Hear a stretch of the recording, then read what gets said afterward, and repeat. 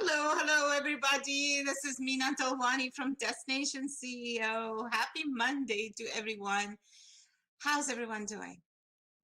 I hope you guys are great. And if you're in Toronto, and if this is your first year in Canada, welcome to your first snow day. I hope you enjoyed it. But hey, remember, when the first snow falls, it is really slippery. So be careful out there. Enjoy the beauty, either inside or outside, but dress properly so that you can enjoy the season and not get stuck.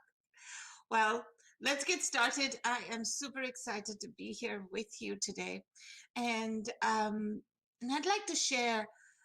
Um, I'd like to share a few experiences I've had this particular last week.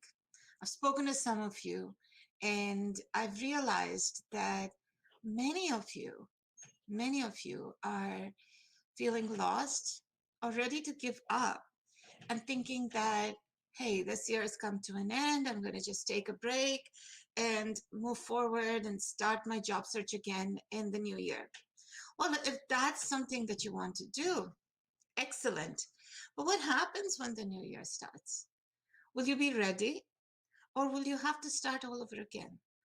Are you going to have all the tools ready that you need? Are you going to have your action plan ready? Are you going to have all the connections ready? Right? These are questions that you need to ask yourself. So, as I was talking to one of you, I hope that you're here, and I so wish that I could bring you online to just show people the difference that happened from our conversation to this morning. The first and foremost part of anything is your mindset, is your success mindset. You know, applying for positions with the negative attitude or the negative mindset to say, I'm going to apply, but I know it's not going to happen. I'm going to apply, but I've been doing this for so long, no actions happened.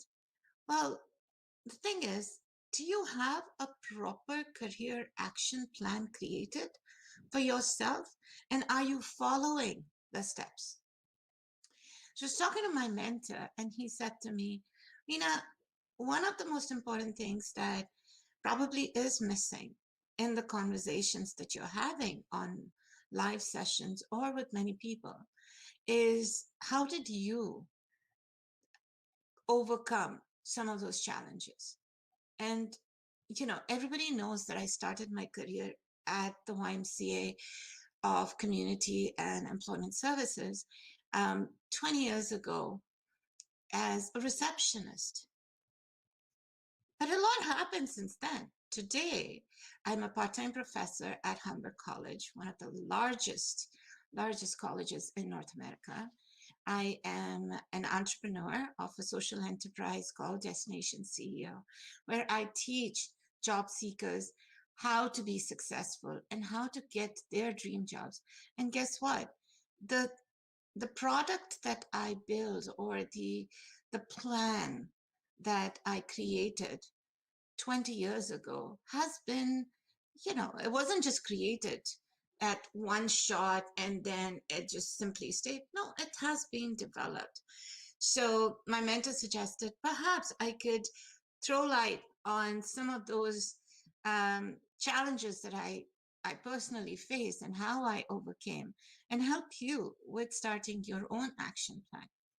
So let's talk about my first role. I started off as a receptionist at the YMCA. Wasn't easy to get. You all know the story. I had to have a relationship with a career coach who, because of that relationship, because she saw that I was dependable, that I was um, somebody that she can count on, referred me to her ex company, which was the YMCA. And over there, I was first rejected for the position I applied for. Because, yes, like many of you at that point, I did not have the Canadian experience. Now, it was an employment resource consultant role. So I understood the fact that I didn't have Canadian experience. How would I teach other job seekers how to get how to get a job? But then there was an opportunity. She asked me to volunteer. I spoke to the manager. She gave me an opportunity. I volunteered. And during my volunteering period, I showed them what I could do in my role, and I ended up getting a job. But that was the first step. I stayed at the YMCA for 6 years. I got 5 promotions within that 6 years. I was involved in some of the most amazing, amazing things you can ever think of.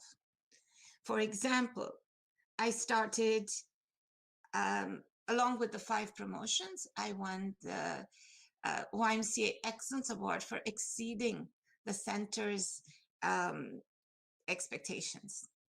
Along with that, I started a project. It was called a workshop called Employer Engagement.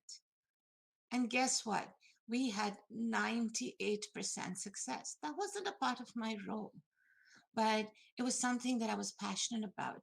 You know, the struggles that I faced as a newcomer to be successful and get a job. I decided I'm going to package that, and I'm going to start, and I'm going to build this workshop where I'm going to bring in employers to speak to job seekers. And 98% of people, job seekers that were in those workshops, ended up getting offers, to the point where it was so successful that United Way acknowledged it and gave us $75,000 to keep running it. And that's not all. I actually perfected it and keep making it better and better. And I created a course out of it. And this is one of the final semester courses that I teach at Humber College at this point, something that started 20 years ago. I was also involved in the Peace Medallion ceremonies. And the first person that I was involved in celebrating the Peace Medallion ceremony with was Jean Augustine. And if you guys don't know who Jean Augustine is, look her up. She was the first Black Canadian woman to join the federal cabinet. Okay, so all of those things came because of the 3 simple ingredients. Ambition. Yes, I started my career as a receptionist, but I could have been comfortable and stayed in that role and perhaps been there till now in that role. But that wasn't all I wanted to do. So I had the ambition to grow, and I wanted to do more. The first and most important thing that I did was to create a resource binder, which had resources for newcomers who were facing settlement issues. So, how to look up proper housing areas, schools, how to get medical support in case you didn't have the OHIP card in the first 3 months. There were a lot of resources I put together, and that resource binder is still there, and it has been enhanced. But as a receptionist, that wasn't my job. I started asking all of my managers, how can I help you? How can I support you? Is there anything that I can do for you? Right? And they started giving me things that, administrative duties in many cases, things that they had to do, but they didn't really have the time.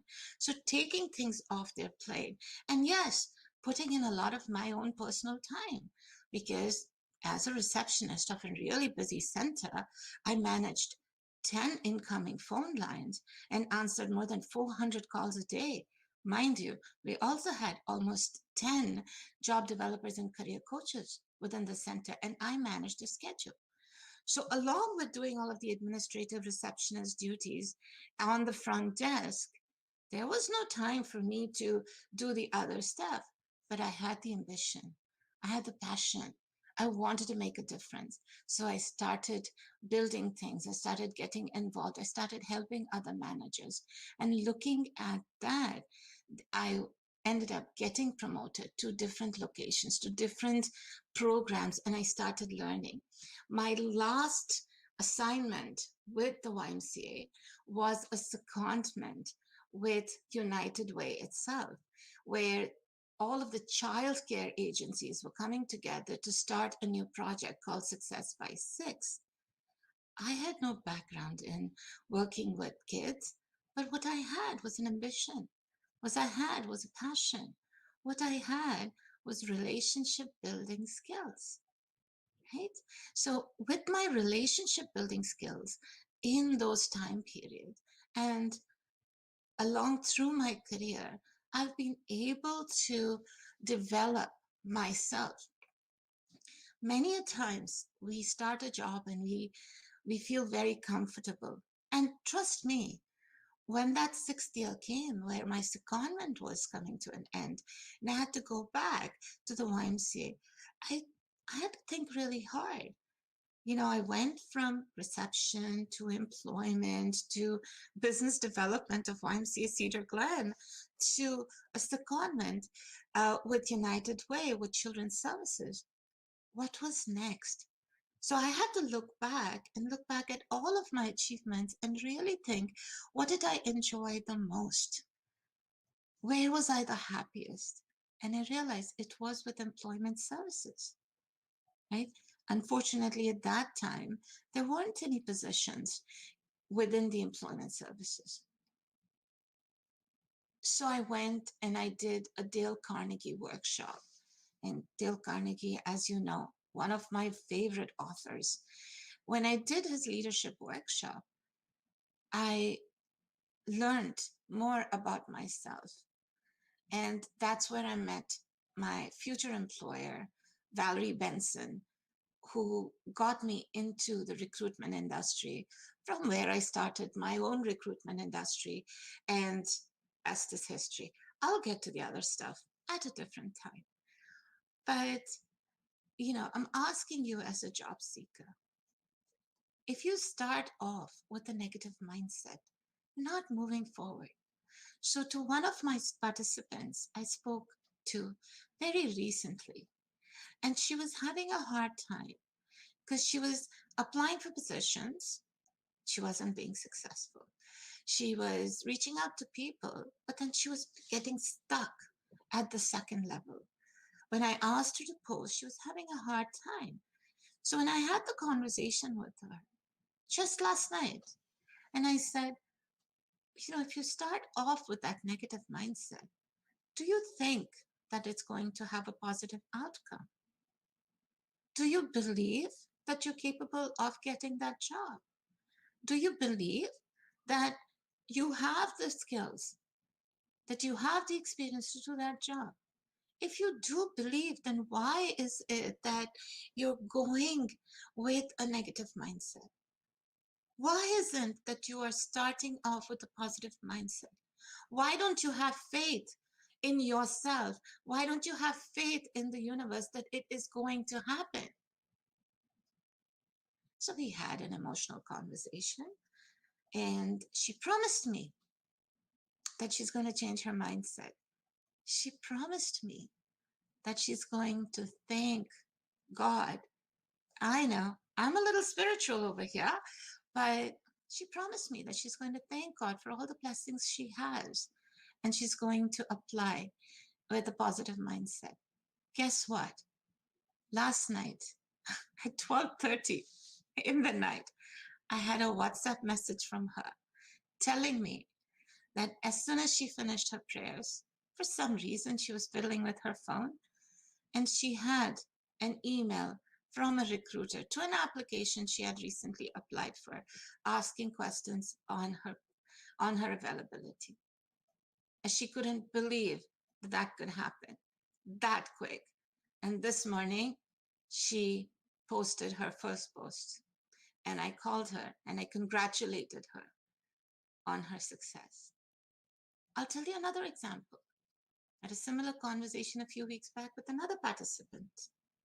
And I asked her, you're a new grad, you're struggling to get your career started, but when I speak to you or when you're there in an interview, you're not showcasing the confidence that an employer wants to hear.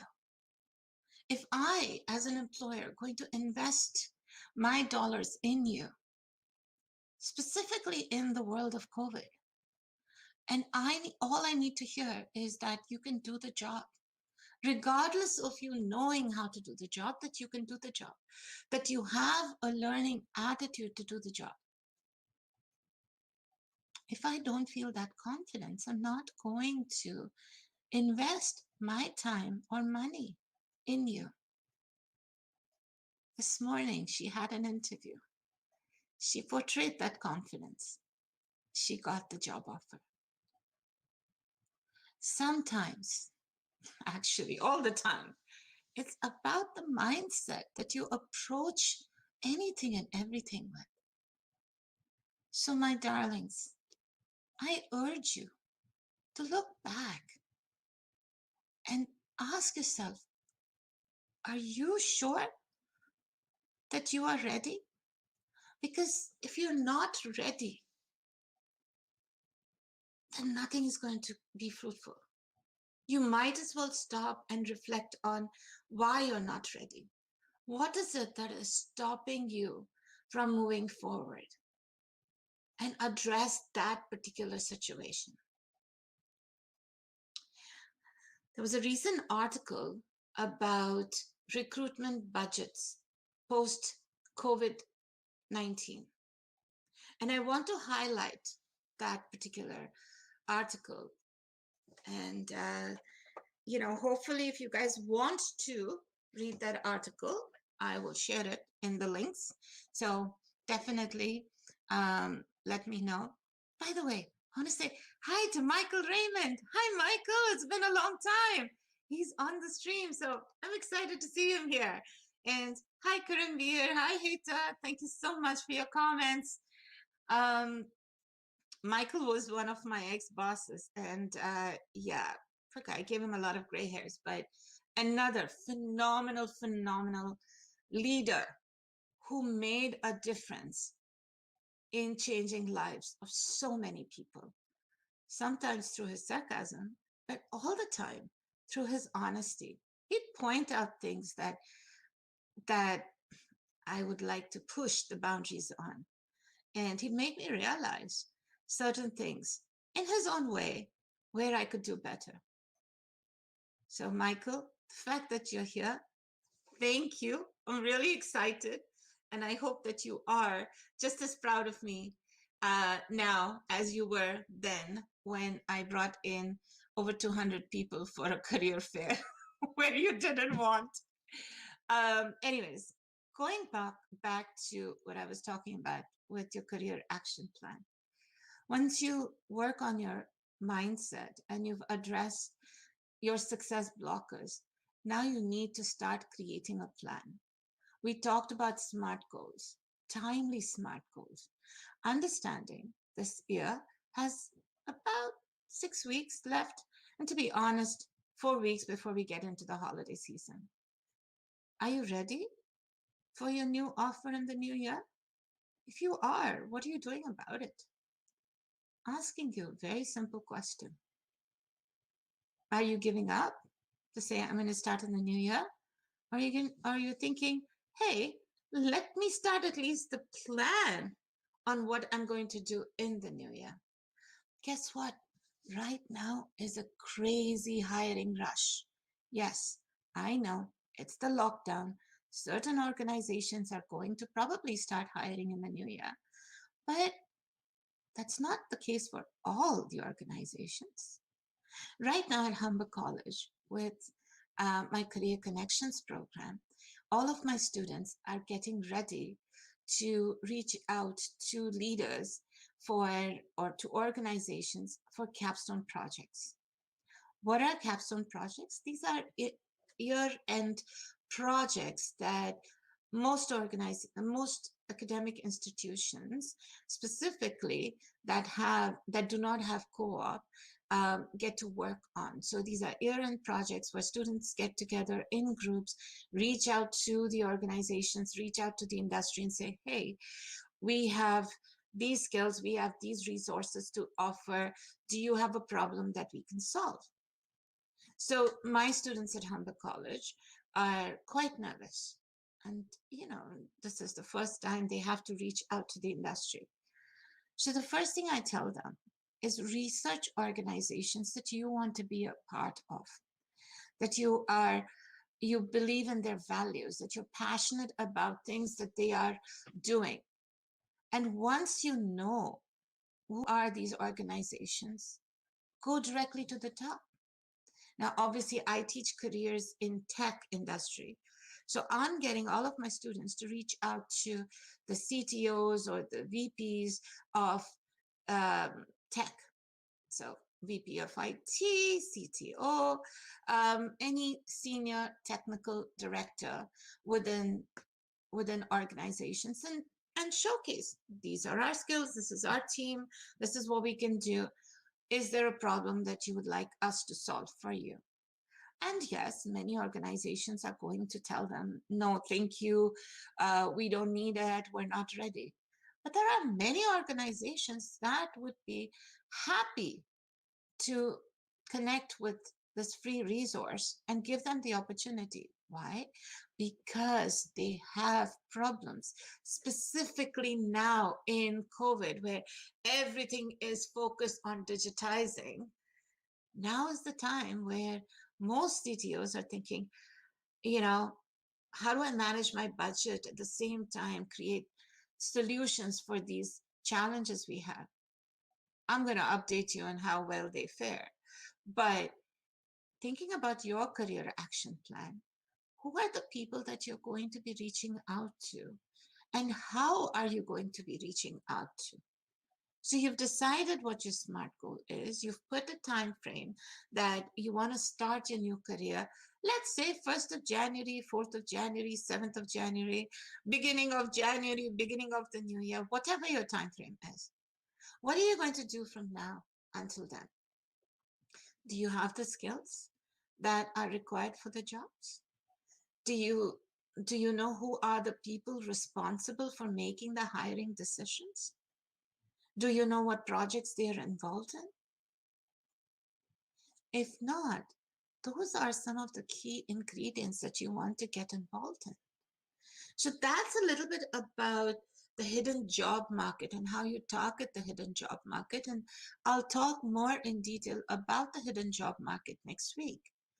But let's come back to the COVID-19 situation and how it's affecting the recruitment budget. So one of the most important things that anybody will ever tell you is the soft skills. Soft skills, which are your personality attributes, are just as important to get the job as are your hard skills, which are the technical skills to do the job. So in today's COVID world, what does that mean? So 92%, as per this article written by LinkedIn, 92% of talent professionals are saying that soft skills are probably a little more important than the hard skills. Hard skills can be taught, but soft skills need to be there. These are your attitude.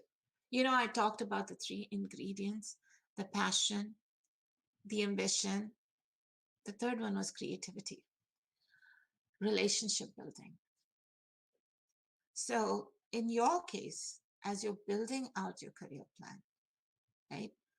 If you know in today's day and age, virtual interviews are the most important aspect. I mean, in lockdown, 90% of interviews, unless it is for essential roles, these are happening virtually. Are you comfortable with the virtual space? Are you comfortable talking to yourself on a camera? If not, what do you have to do? I'll tell you one thing. I'm extremely, extremely uncomfortable looking at a camera, knowing that that I am talking to you, but I'm literally talking to myself, right? I cannot see you. I'm extremely uncomfortable, but I need to push myself because there's a message that I need to convey out there. What is the message you need to convey? Your talent. Are you conveying it? Are you comfortable with it? What are the qualities when we're doing a virtual interview, when we're talking about soft skills? What are the qualities that people are looking at? Not how you look or how you dress, but how do you communicate?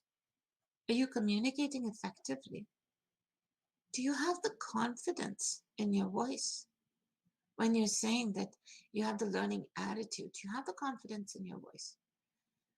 Last week, I was in a webinar, and it was one of the guest speakers was Satish Kanwar.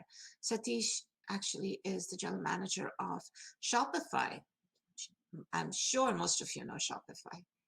Right? They have grown leaps and bounds. Is one of the first companies to announce that they're going to be making it work from home for, as I think, for all of their people, all of their employees. They're one of the most amazing organizations. There's huge diversity and inclusion and growth and just creativity and all of those things. Like, I admire Shopify and admire the people that work in Shopify.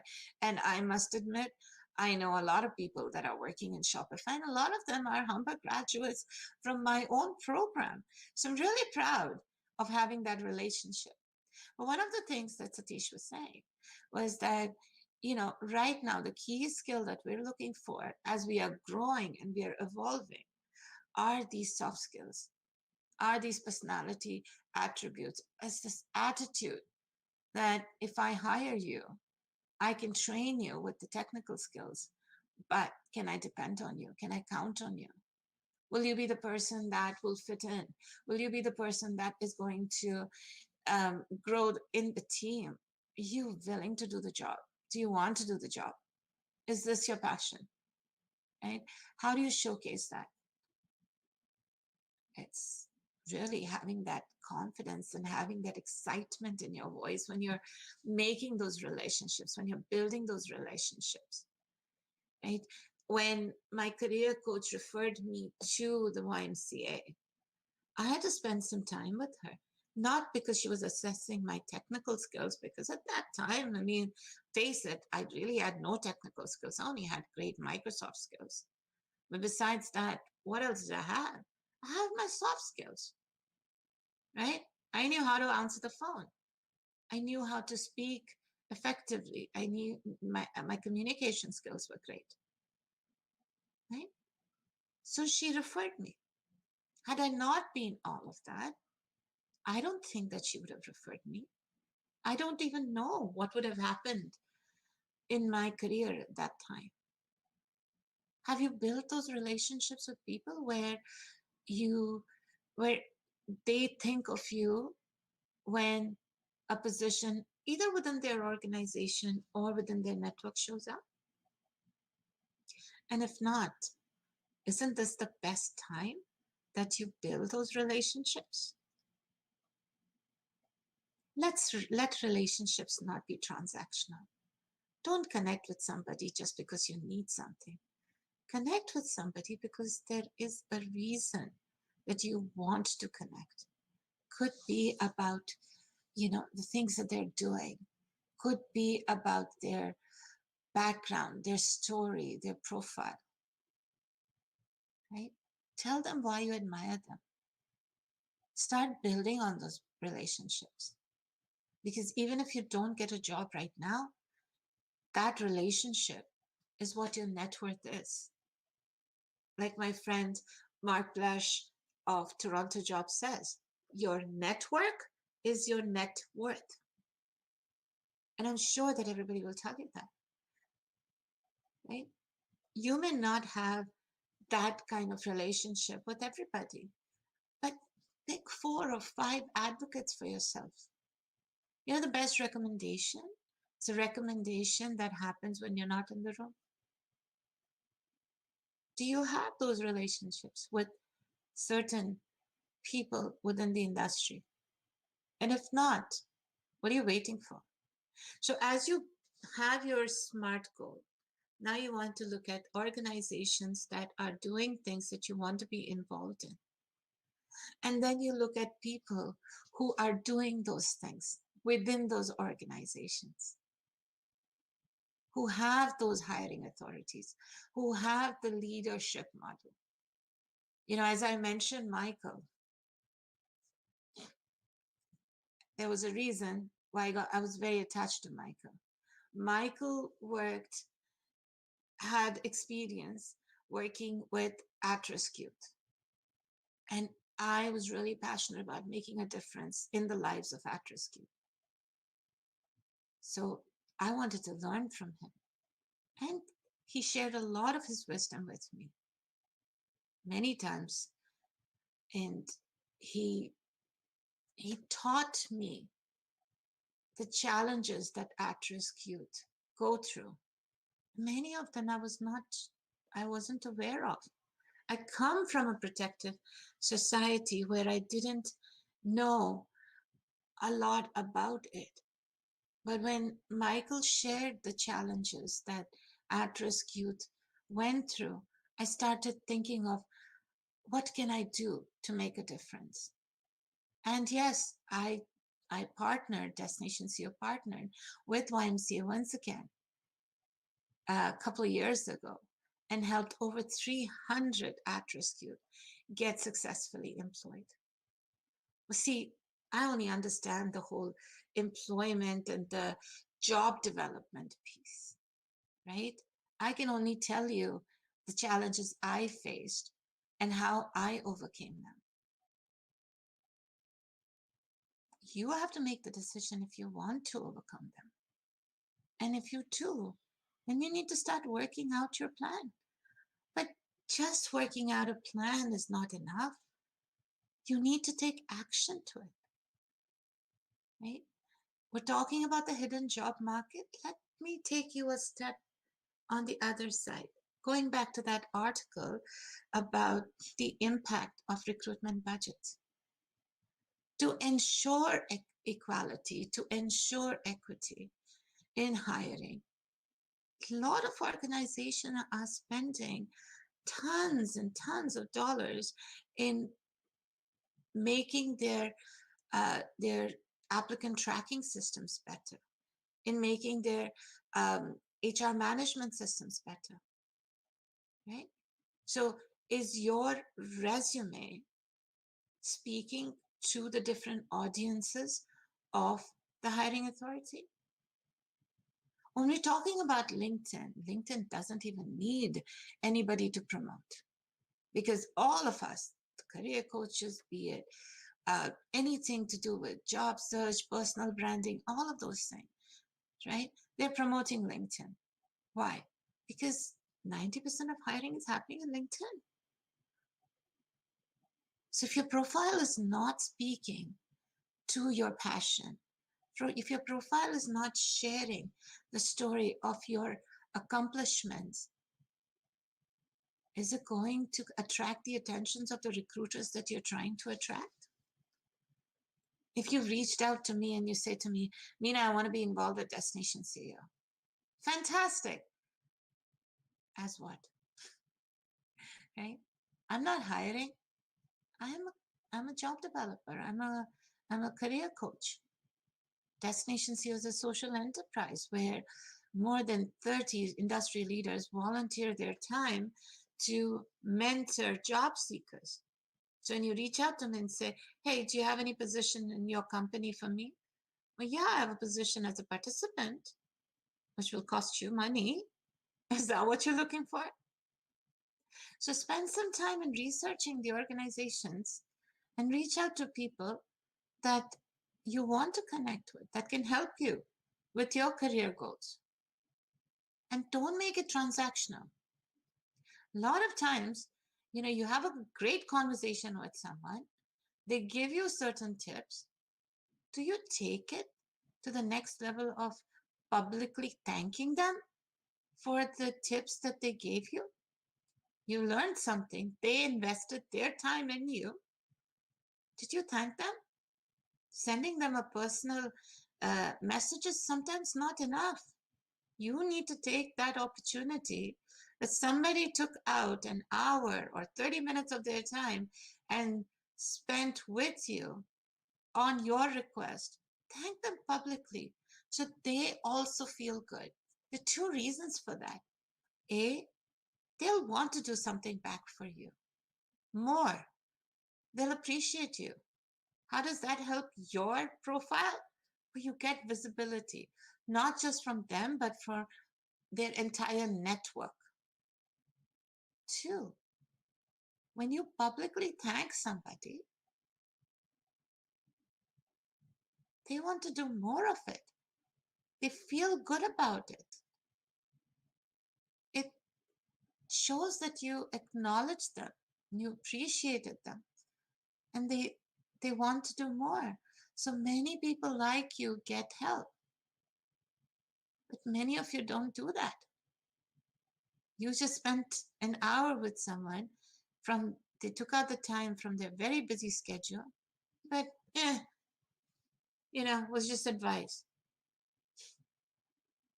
That's not how you build relationships. So key aspect of your career action plan is to acknowledge people so that they feel good, but you also benefit from them. So going back to my thing about your LinkedIn profile, it also talks about your resume. If 90% of hiring is happening on LinkedIn, which means your profile is your selling factor, and you're applying for jobs on LinkedIn, is your resume speaking of accomplishments? Is the resume that you have uploaded on LinkedIn talking about what you've achieved so far? Or is it just the job duties? You may be a great Java developer, and Java might be on your resume. But what did you do with Java? What problems did you solve? How did you make things efficient in the last organization or in your project? How many members were in your team? What role did you play? Is all of that mentioned on your resume? If not, I want you to spend some time to look at your resume and fix those things. So the third step on your career action plan is to get your job search tools ready.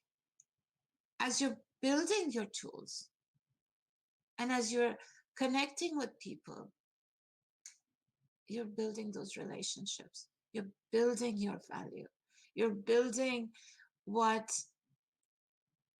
you're showcasing what people want to know about you, your professional story, with a little bit of your personality, of course.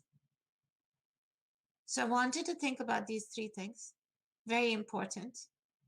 If organizations are spending hundreds of thousands of dollars in bettering their ATS systems, is your resume ATS friendly? And if not, how can you make it ATS friendly? Two, LinkedIn is the main hiring source that or platform that you're using. Is your LinkedIn profile ready?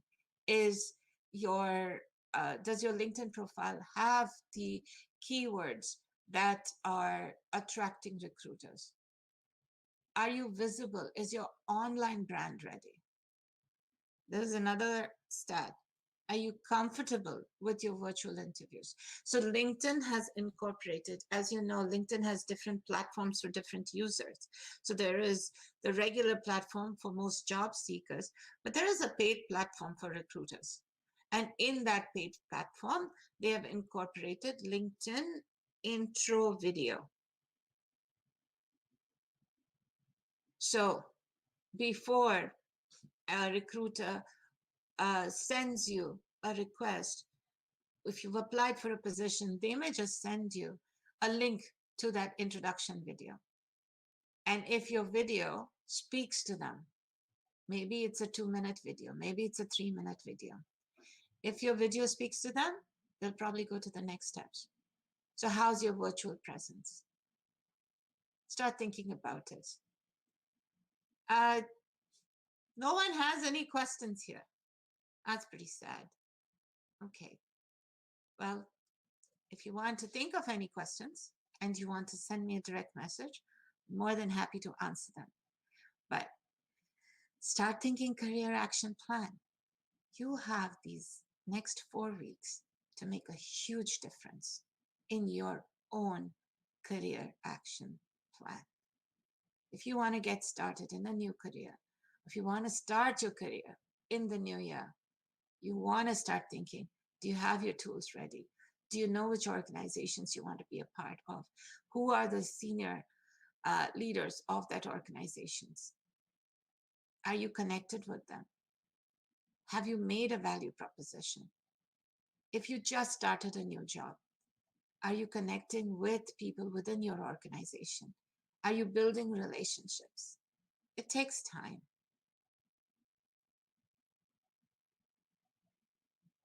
But isn't that what you have? Well, thank you so much for being a part of the show. I hope this was helpful.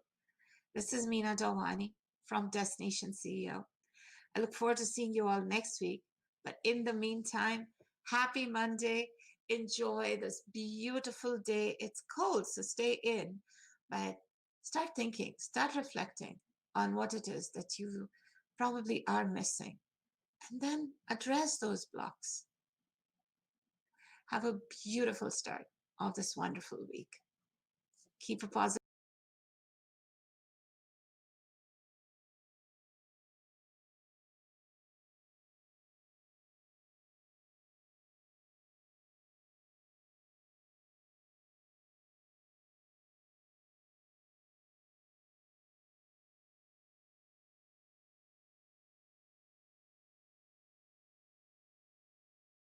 mindset, and the rest of the things will just flow. Have a great day. Bye.